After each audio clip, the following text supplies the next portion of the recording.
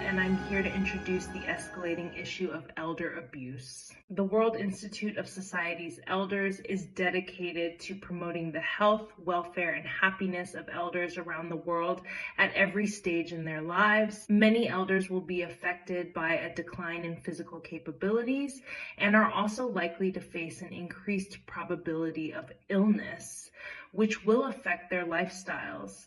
When elders become dependent on any level of care, their vulnerability to abuse increases too. Elder abuse is a global issue encompassing several types of mistreatment. These include physical, sexual, psychological, or emotional abuse, financial or material abuse, neglect, abandonment, and a serious loss of dignity and respect. These forms of abuse can occur individually or in combination, with neglect and financial abuse often co-occurring. Josh is here now, and he's going to walk you through the subject to explain how the World Institute of Society's Elders address any issues that undermine the welfare of society's elders. Bye for now, but I'll see you later. Okay, here's Josh. Thank you, Leah. Hello, I'm Josh, and yes, it's a worrying subject which we take very seriously. Before we move on to explain each type of abuse, I will expand on Leah's introduction by telling you more about why we worry so much about the negative issues, as well as the development of supercomputing in the sector, which has given us hope for improvements in the world of safeguarding. We all know that elder abuse is a serious violation of human rights, with devastating consequences for the victim, including physical injuries, psychological trauma, financial ruin, and even premature death. It is a global public health concern, with estimates suggesting that 1 in 6 older people worldwide experiences some form of abuse. The World Institute of Societies of Elders particularly encourages nursing and care home leaders to adopt affordable innovations that improve or enhance safeguarding processes to protect their service users. We support all ongoing research and development that introduces valuable extra layers to the care recruitment regulations, influencing safer care cultures across the globe. One innovation that stands out to me requires those applying for care positions to complete an online survey during their interview. The results, which are immediate, advise decision makers of the applicant's personality and safety fit for what is such an important role.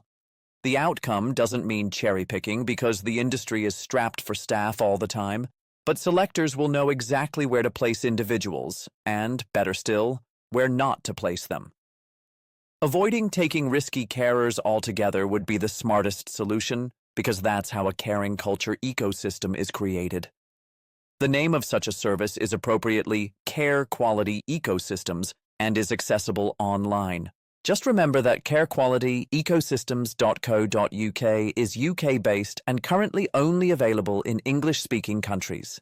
However, we are encouraging the organization to offer the service in several other languages as soon as possible. The World Institute of Society's Elders will continue to advise of all proven innovations that improve the protection of our elders worldwide. Now I'm going to hand over to Grace, who will explain the various forms of abuse and what to look out for. Many thanks. Thank you, Josh. Hello, I'm Grace. Understanding the various forms of elder abuse and their prevalence is crucial for raising awareness, developing effective interventions, and encouraging the highest protection and well-being of older adults globally. I'm going to explain each of the key categories of elder abuse worldwide in this section. Determining a definitive, universally agreed upon ranking of elder abuse types from highest to lowest prevalence is challenging due to the varying definitions, reporting methods, and cultural contexts across different studies. However, based on various reports and studies, a general trend regarding the prevalence of different types of elder abuse can be observed. First, and considered the most common form, is psychological or emotional abuse. This is behavior that inflicts mental pain, fear, or distress. This can involve verbal assaults, e.g., yelling, insults, threats, intimidation, harassment, humiliation, or isolation from friends and family. The signs are withdrawal, low self-esteem, and anxious or fearful behavior. The second highest is financial abuse. This involves the illegal or unauthorized use of an older person's money, property, or assets. It's a significant concern and is frequently reported. Financial exploitation has been described as a fast-growing form of elder abuse. The signs are when there is a sudden loss of possessions, many unpaid bills, and unexplained financial changes. Neglect is a regular issue too. This is the failure to provide necessary care, such as food, shelter, hygiene, medical attention, or a safe environment, resulting in harm or distress to an older person. It's important to note that neglect can be active, intentional, or passive due to lack of knowledge or resources. The signs for this type of abuse are poor hygiene, malnutrition, untreated medical needs, and distress. Physical abuse is the intentional use of physical force causing pain, injury, or impairment to an older person. Examples include hitting, kicking, slapping, pushing, improper use of restraints, or withholding necessary medications.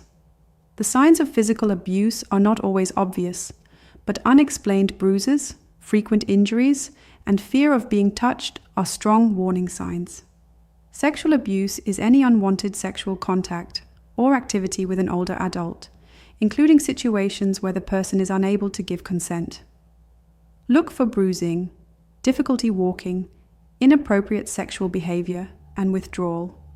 There are other additional types and considerations to think about. Abandonment, for instance, isn't as rare as you may think. This is the desertion of a dependent older adult by a caregiver or other responsible individual. Self-neglect is when an older adult fails to meet their own basic needs for care, safety, and hygiene, leading to potential harm. This is distinct from abuse inflicted by others. Systemic or organizational abuse is harm resulting from the routines, attitudes, and lack of training or resources within institutional settings like nursing homes or hospitals, which can perpetuate poor practices and potentially abusive environments. Discrimination is abusive behavior based on ageism, exploiting disability, or other forms of prejudice. Coercive control is a pattern of behavior that makes an older adult feel controlled, dependent, isolated, or scared, often by someone with whom they have a personal connection. Cultural variations are the circumstances and context of elder abuse can vary significantly across cultures.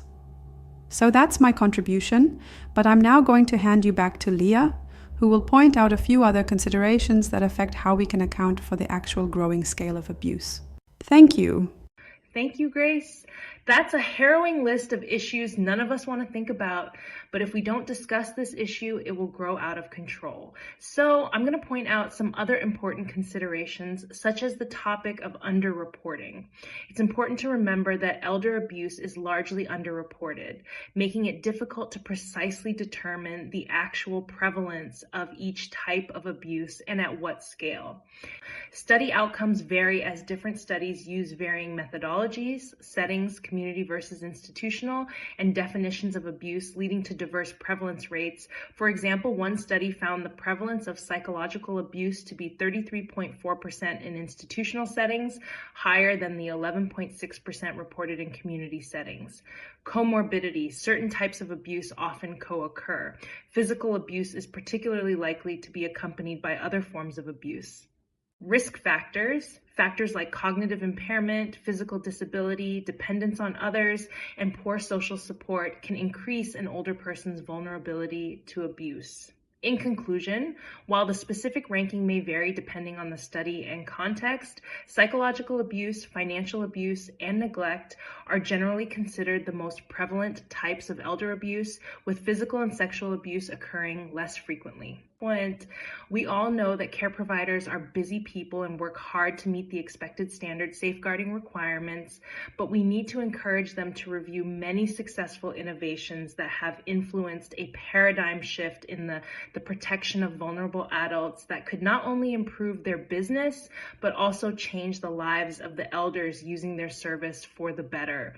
For once, that's win-win, don't you think? Finally, the fact remains that safeguarding is everyone's responsibility.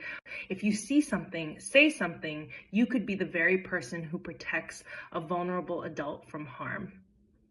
Many thanks from myself, Josh, and Grace for taking the time out to understand the complex issues that devastate the lives of our world elders. Understanding the problems can at least begin to help us change the world. Let's try to do better together. Thanks again.